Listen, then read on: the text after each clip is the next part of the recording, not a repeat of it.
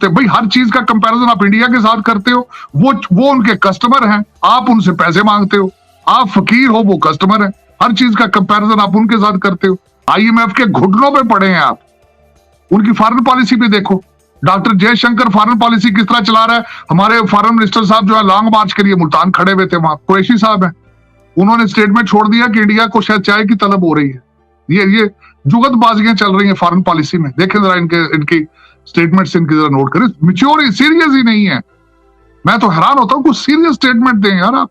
तो एक दुनिया के लिए भी मजाक और अपने अवाम के लिए भी मजाक। इनको देखना चाहिए कि दूसरी दुनिया कहां जा रही है, हम कहां जा रहे हैं। हमारी जो पाकिस्तानी सियासत है वो तो बकरा मंडी बन चुकी। पार्लियामेंट लॉ जिस पे धावा, ये सब तो बाजू का हमें लगने लगता है कि बस कू होते होते रहेगा। कि एक मिसाइल उड़ता हुआ पाकिस्तान की तरफ आया और कुछ 3 दिन के बाद हमारे नेशनल सिक्योरिटी एडवाइजर और कुछ और लोगों को जाग आई और फिर उन्होंने कहा कि भाई ये आपने क्या किया। तो अब जो है उसके ऊपर स्टेटमेंट्स आ रही हैं कि इसके ऊपर एक जॉइंट इन्वेस्टिगेशन होनी चाहिए, सब कुछ होना। ये बहुत बड़ी डेवलपमेंट है इस खित्ते के लिए। हमारी जो पाकिस्तानी सियासत है वो तो मछली बकरा मंडी बन चुकी है, फिश मार्केट है। उसके जो 10 जोक, बल्कि मैं कहूंगा कि ये नहीं है कि इवेंट्स हैं, जोक्स हैं। तो एक दुनिया के लिए भी मजाक और अपने अवाम के लिए भी मजाक और पॉलिटिकल इमेच्योरिटी की एक्सट्रीम। मैं पहले भी हमेशा ये कहता था कि ये इनको ग्रो करना चाहिए, इनको देखना चाहिए कि दूसरी दुनिया कहां जा रही है, हम कहां जा रहे हैं। मैं शायद कई दफा आपके सेगमेंट में भी कह चुका हूं कि यहां तक कि जावेद चौधरी साहब ने आर्टिकल लिख दिया इस पे कि काश हम बांग्लादेशी होते। तो वो बस अब वो ये कसर यही रह गई थी जो आजकल चल रही है। आखिरी जो आजकल जो पॉलिटिकल यहाँ पे जो कुश्ती हो रही है, उसकी आखिरी स्टेटमेंट में ये कहूंगा कि जो बिल्कुल इमेच्योर स्टेटमेंट है, खान साहब ने कहा कि अगर तहरीके अदब एतमाद नाकाम हो गई तो फिर मैं किसी को भी नहीं छोड़ूंगा। आपके क्या ख्याल में जमहूरियत में इस तरह के अल्फाज इस्तेमाल किए जा सकते हैं?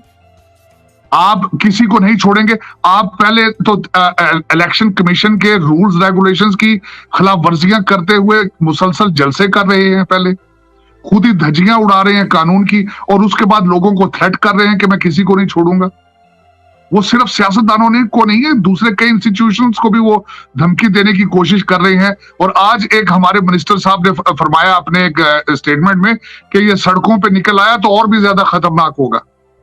मैं बिल्कुल। और जो अगले दिन उन्होंने धावा बोला पुलिस ने, उसमें वो सेनेटर साहब जिनको ले जाया गया, is a very good friend of mine. उसकी वजह यह है कि पहले वो सुप्रीम कोर्ट में बार एसोसिएशन के प्रेसिडेंट रह चुके हैं और वो बिल्कुल गैर मुसल्ला थे। उनके ऊपर एक ऐसा एक बन चुका है एक माहौल पाकिस्तान के अंदर, और दुनिया देख रही है। या इस्लामाबाद कैपिटल एरिया में ही हूं, और मैं अक्सर ये कहता हूं कि यहाँ से जो हमारे डिप्लोमेट हैं, हमारे एम्बेसडर हैं, वो अल्टीमेटली यहाँ पकौड़े बेचने तो नहीं आए। वो अपनी क्या स्टेटमेंटें बना रहे हैं, क्या लिख लिख के भेज रहे हैं अपने मुल्कों को, अपनी रिपोर्टें क्या भेज रहे हैं। अफसोसनाक बात है कि एक दिन पहले DG ISPR साहब फरमाते हैं हमारा सियासत के साथ कोई ताल्लुक नहीं है, और दूसरे दिन जो है वो प्राइम मिनिस्टर साहब जलसे में हजारों लाखों लोगों के सामने खड़े हो कह देते हैं कि मुझे चीफ ने कॉल करके कहा कि डीजल जो है वो मौलाना साहब को डीजल नहीं कहना। कंट्रोवर्सी। लोग 25 करोड़ लोग कंफ्यूज और नर्वस नहीं है, पूरी दुनिया कंफ्यूज और नर्वस है इस वक्त कि पाकिस्तान किस डायरेक्शन में जा रहा है। बिल्कुल ये मेरा जो जाती तजरिया है वो एक अफसोसनाक तजरिया है। और इसमें देखें, इसमें आने वाले दिन बताएंगे क्या होगा क्या नहीं होगा। लोग अजीब किस्म के यहाँ पे क्या सराइयां कर रहे हैं। कोई कह देता है, कोई सियासतदान बयान छोड़ता है आने वाले 24 घंटे इंपॉर्टेंट है, कोई कह देता है 48 आवर्स इंपॉर्टेंट है। कि मेरा मकसद ये था कि घंटों के हिसाब से चल रहा है पाकिस्तान की प्लानिंग महीनों के हिसाब से या सालों के हिसाब से आजकल नहीं हो रही, घंटों के हिसाब से। अगले 48 घंटे बहुत नाजुक हैं, अगले 3 महीने बहुत नाजुक हैं।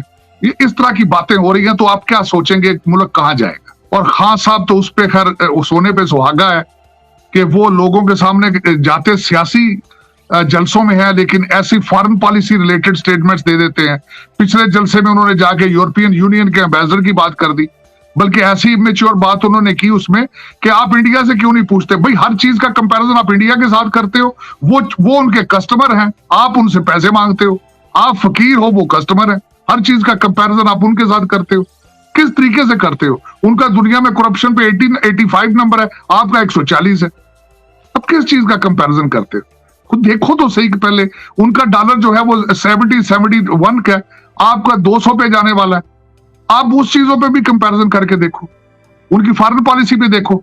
डॉक्टर जयशंकर फॉरेन पॉलिसी किस तरह चला रहा है। हमारे फॉरेन मिनिस्टर साहब जो है लॉन्ग मार्च के लिए मुल्तान खड़े हुए थे वहां पे, जब यूक्रेन चल रहा था वहां पे, जब थर्ड वर्ल्ड वॉर होने वाली थी, आप रशिया चले गए। आप देखें इमेच्योरिटी के हालात कि आप खुद आप देखें, IMF के लिए आप अपने तरमीम कर रहे हैं, IMF के घुटनों पे पड़े हैं आप। अब नाक के से लकीरें निकाल के पैसे मांग रहे हैं और साथ आप रशिया चले गए, जबकि सारी दुनिया एक साइड पे खड़ी है। सारी दुनिया कहते हैं थर्ड वर्ल्ड वॉर होने वाली। आप ऐसे मुल्क में जाके पाइपलाइन लेने चले गए जो खुद सैंक्शंस के नीचे आ रहा है। तो मैं ऐसे मुझे तो बिल्कुल अफसोस होता है हालिया देखता हूं कि people doesn't carry even then common sense. इनके एडवाइजर पता नहीं कौन है। मैं मोहित यूसुफ साहब से मैं रिक्वेस्ट कर चुका हूं कई दफा कि मोहित जी के अब कोई ड्रोन आएगा तो मैं एयरफोर्स से कहूंगा उसको मार गिराए। मेरे दौरे हुकूमत में मैं देखूंगा कौन ड्रोन फेंकता है।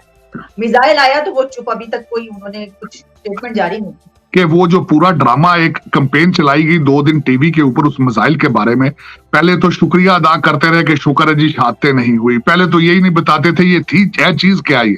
पहले तो जो स्टेटमेंटें चलती रही, कभी तो यहां तक नहीं होता। मैं तो कई दफा सोचता रहा था शायद कबूतर आ गया वहां से, कोई जानदार चीज आ गई। कई दफा कहें कोई ऐसी चीज आई है कि उसमें असला नहीं है, कभी कहें कुछ आई है।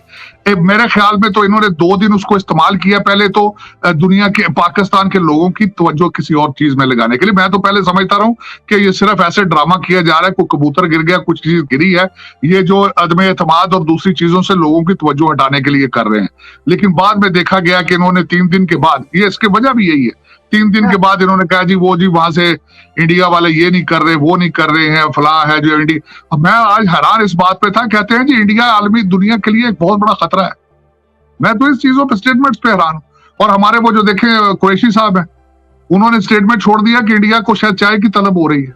ये जुगतबाजियां चल रही हैं फॉरेन पॉलिसी में। देखें जरा इनकी स्टेटमेंट्स इनकी जरा नोट करें, मैच्योर सीरियस ही नहीं है। मैं तो हैरान होता हूं, कुछ सीरियस स्टेटमेंट दें यार।